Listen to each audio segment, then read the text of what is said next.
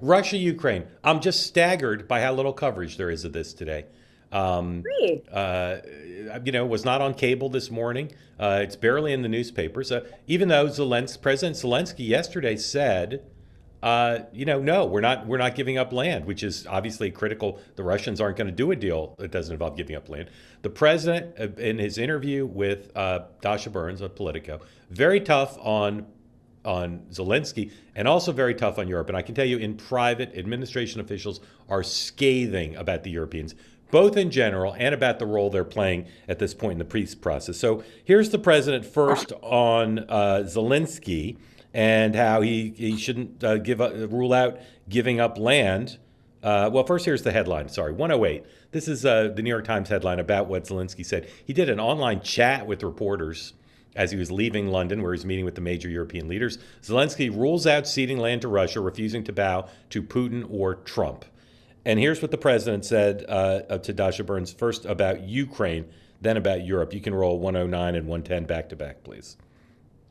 Want to stop seeing people killed. If Zelensky rejects this deal, is there a timeline? Is there a point at which you say, okay? Well, he's going to have to get on the ball and start accepting things. When you're losing, because you're losing. Do you think Ukraine has lost this war?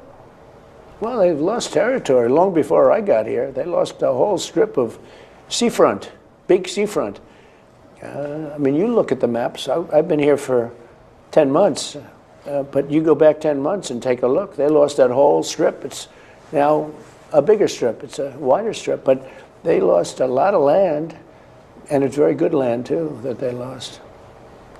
You certainly wouldn't say they're not doing a good job. Europe is not doing a good job in many ways. They're not doing a good job. I want to ask you about that. They talk too much, and they're not producing. We're talking about Ukraine. They talk, but they don't produce. And the war just keeps going on and on. 4 years now it's been going on, long before I got here. This is not my war. This is Joe Biden's war. And in terms of America, it's a very sad thing. And the only reason I really care about it is because I hate to see young, beautiful people being killed. I'm with them, but yeah. No, I've been pretty bullish on a deal, more than most people. But I don't see now how there could possibly be a deal because Putin's not going to give any more, and Zelensky says no land. So what happens now? We continue to cut ties with Europe.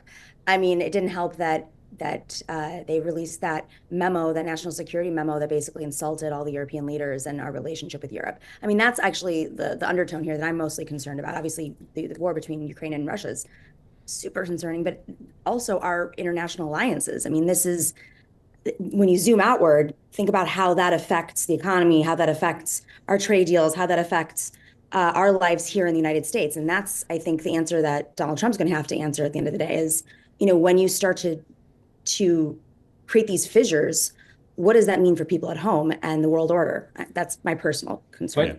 But doesn't the president have a right to be frankly pissed off about how Europe continues to buy billions and billions of dollars of energy from Russia? Yeah. It fuels the Russian war machine, and simultaneously, they're hemorrhaging their own economic progress here. So, isn't it fair for him pissed off about that? For him to be upset about that? But Mark, what happens what happens next if Zelensky says, "Sorry, I'm not accepting this deal"? What happens next? One thing, I don't know. I think he continues to go back to the drawing board. He's been persistent throughout this whole time. Yes, he's taken the foot off the gas and on the gas at different times. You talking about Trump or Zelensky? Zelensky. The president. Trump. Oh. So if Zelensky says sorry, I just can't accept that, and Putin says sorry, there has to be territorial concessions. What does Donald Trump do? Does he give a speech announcing, good luck? What happens? Because I don't think they're going to keep the peace process going if they hit that wall. So what does he do? It's a conundrum. I have no idea. Yeah. That's a really good point. Yeah. But all right.